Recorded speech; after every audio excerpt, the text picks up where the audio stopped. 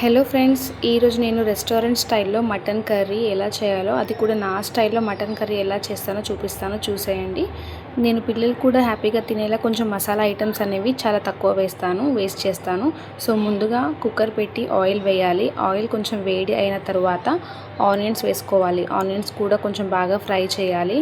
కొద్దిగా colour change అయ్యేంత వరకు కూడా ఫ్రై చేసుకోవాలి. తర్వాత ఫ్రెష్గా మటన్ వాష్ చేసుకున్న మటన్ని వేసి మిక్స్ చేయాలి.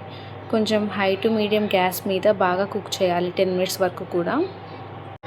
ఆయిల్లో మటన్ బాగా కుక్ అయిన తర్వాత కొంచెం పసుపు అలాగే సాల్ట్ వేయాలి. ఇక్కడ కొద్దిగా కల్లుప్పు యాడ్ చేస్తున్నాను. సో కల్లుప్పు కూడా వేసిన తర్వాత అల్లం వెల్లుల్లి పేస్ట్ వేయాలి. వేసిన తర్వాత బాగా మిక్స్ చేసుకోవాలి. బాగా మిక్స్ చేసుకున్న తర్వాత మూత పెట్టి 10 నిమిషాల వరకు కూడా కుక్ చేసుకోండి. సో చాలామంది అయితే అల్లం వెల్లుల్లి పేస్ట్ అనేది ఆనియన్స్ వేసిన తర్వాత, అంటే ఆనియన్స్ కొంచెం ఫ్రై అయిన తర్వాత ఆనియన్స్లో వేస్తారు పేస్ట్. బట్ నేనైతే అలా వేయనండి. నేను ఏదైనా సరే చికెన్ ఆర్ మటన్ ఏదైనా సరే కొంచెం కుక్ అయిన తర్వాత మాత్రమే అల్లం వెల్లుల్లి పేస్ట్ అనేది యాడ్ చేస్తాను. సో కాసేపు కుక్ అయిన తర్వాత కొద్దిగా కొత్తిమీర వేసి కాసేపు ఉడికించుకుంటే ఆ ఫ్లేవర్ అనేది కర్రీకి అనేది బాగా పడుతుంది.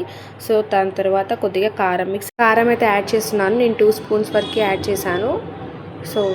సో కారం కూడా వేసిన తర్వాత 5 to 10 మినిట్స్ వరకు మూత పెట్టి కుక్ చేసుకోవాలండి. సో కారం అనేది ప్రతి ఒక్క పీస్కి కూడా మంచిగా పడుతుంది. సో టేస్ట్ అనేది బాగా ఉంటుంది. అప్పుడు నెక్స్ట్ కొద్దిగా మసాలా అండ్ కొత్తిమీర వేసి మిక్స్ చేసుకొని మీకు వాటర్ సరిపడా వేసుకోవాలి. వాటర్ వేసుకున్న తర్వాత కుక్కర్ మూత పెట్టి మటన్కి ఒక 5 to 6 విజిల్స్ వరకు రానిచ్చి ఆఫ్ చేసుకోవాలి. అంతే, మటన్ రెడీ.